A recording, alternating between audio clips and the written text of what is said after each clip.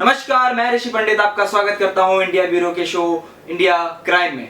5,000 करोड़ की विवादित संपत्ति मामले में एक नया मोड़ सामने आया है, जिसमें 13 वर्ष के बालक का अपहरण किया गया, जो कि अभी तक लापता है। रणवीर सिंह रावत द्वारा शिकायत की गई थी कि मनीष बाबा नाम के शख्स ने महाराज सिंह की हत्या की थी, लेकिन उसकी रिपोर्ट के आधार पर ना तो पुलिस ने कोई कार्रवाई की और ना ही कोई एक्शन लिया।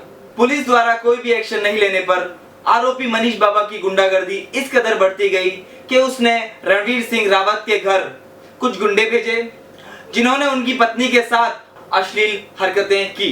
इस मामले में किरीट सौम्या को रणवीर सिंह की पत्नी ने एक प्रार्थना पत्र लिखा, जिसमें उनसे विनती की कि वो उनका सहयोग करें, लेकिन किरीट सौम्या ने इनका सहयोग करने के बजाय आरोपी का सहयोग किया। साथ ही इस मामले में आशिक मर्चेंट ने 500 करोड़ का मानहानि का दावा भी किया है, जिसके मुख्य गवाह के रूप में रणवीर सिंह रावत हैं। इस मामले में एक नया मोड़ सामने आया है। रणवीर सिंह रावत ने बताया कि उनका पुत्र 2 जनवरी को लगभग 11 बजे के बाद से ही गायब है। रणवीर सिंह रावत का कहना है कि उनके पुत्र का अपहरण मनीष बाबा ने अपने साथियों के साथ मिलकर किया है। इसकी जानकारी जब मुलुंड पुलिस थाने में रणवीर सिंह रावत ने दी तो उनकी एफआईआर तो दर्ज की गई, लेकिन संदेह के घेरे में आने वाले व्यक्तियों के नाम नहीं लिखे गए। अगर उचित कार्रवाई होती तो शायद रणवीर सिंह रावत को उनका लड़का मिल जाता। 28 जनवरी 2017 करीब शाम 5 बजे कालिदास नाट्यगृह पीके रोड मुलुंड वेस्ट, जो कि मुलुंड पुलिस थाने से करीबन 10 से 15 मिनट की दूरी पर है, रणवीर सिंह रावत का गुमशुदा पुत्र मनीष बाबा के वॉचमैन सत्यपाल सिंह के साथी के साथ देखा गया। यह जानकारी रणवीर सिंह रावत को उनके मित्र रवि किरण द्वारा दी गई। जब उन्हें यह जानकारी मिली तो उन्होंने इसकी सूचना मुलुंड पुलिस थाने में की। पुलिस ने तहकीकात तो की, लेकिन तब तक बच्चा इधर उधर हो चुका था। अगर पुलिस पूरी तैयारी के साथ वहां पर शिनाख्त करने पहुंचती तो शायद वो बच्चा मिल जाता, शायद ये परेशानी का सामना रणवीर सिंह रावत को नहीं करना पड़ता। तो आइए जानते हैं इस मामले में लापता गोविंद दास के पिताजी रणवीर सिंह रावत का क्या कहना है।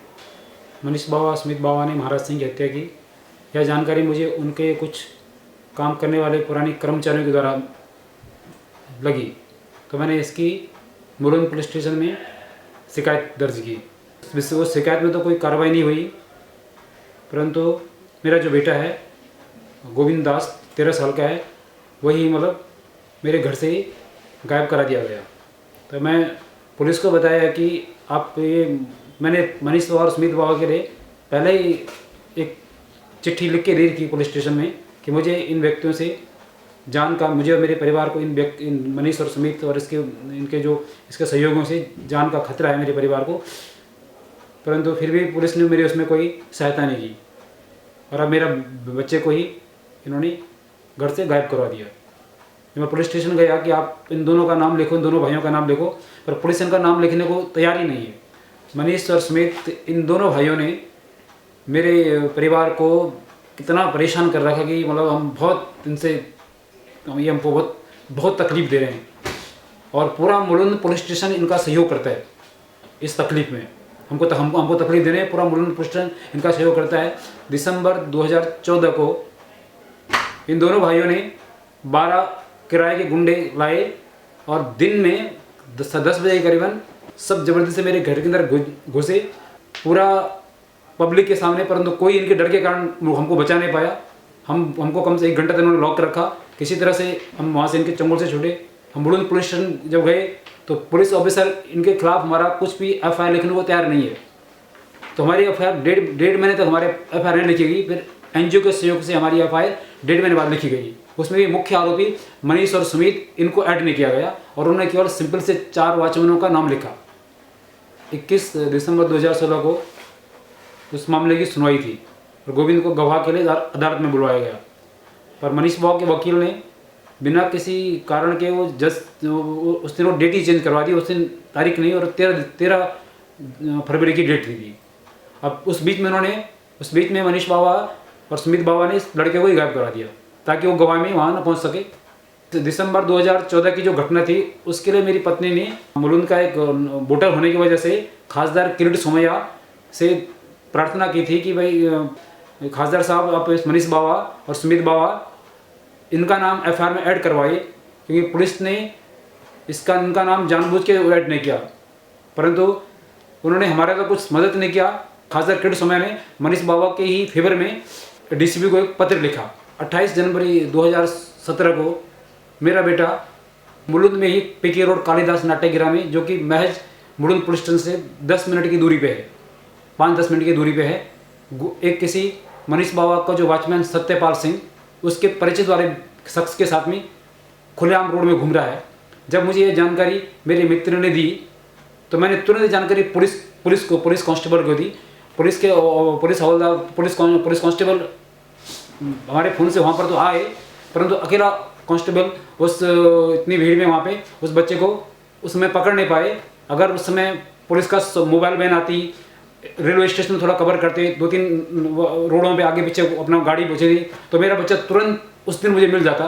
परंतु मैं गरीब आदमी हूँ, इसलिए मुझे मेरे चीज़ को पुलिस कभी भी मेरे यहाँ उसको कुछ गंभीरता उसमें कभी नहीं दिखा रही है। आपको बता दें कि पिछली 1 फरवरी 2017 को पवई से एक लड़की स्कूल से गायब हो गई थी। उस 12 वर्षीय लड़की को पवई पुलिस ने ढूंढने के लिए स्पेशल 3 टीमों का गठन किया और 2 फरवरी 2017 को गोवा जाने वाली ट्रेन में मचगांव से बरामद किया। ऐसा क्यों?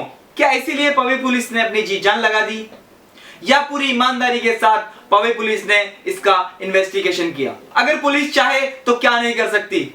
अगर पुलिस चाहे तो कोई मंदिर से चप्पल तक नहीं चुरा सकता। पर फिर भी आज तक रणवीर सिंह रावत का लड़का गोविंद दास लापता है। ऐसा क्यों? क्योंकि वो धन बल में सक्षम नहीं है, वो एजुकेटेड नहीं है, वो पढ़े लिखे नहीं है। ऐसा अन्याय क्यों? ये भेदभाव क्यों?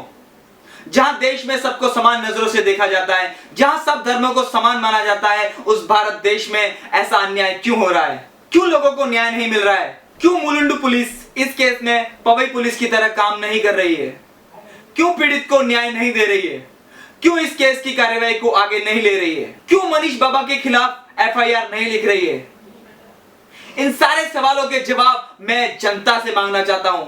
आज के लिए इतना ही, फिर हाजिर होंगे ऐसे ही किसी सच्ची घटना के साथ। अगली कड़ी में हम आपको दिखाएंगे क्या गोविंद दास मिल पाएगा, क्या रणवीर सिंह रावत को न्याय मिलेगा, क्या मनीष बाबा सलाखों के पीछे होगा।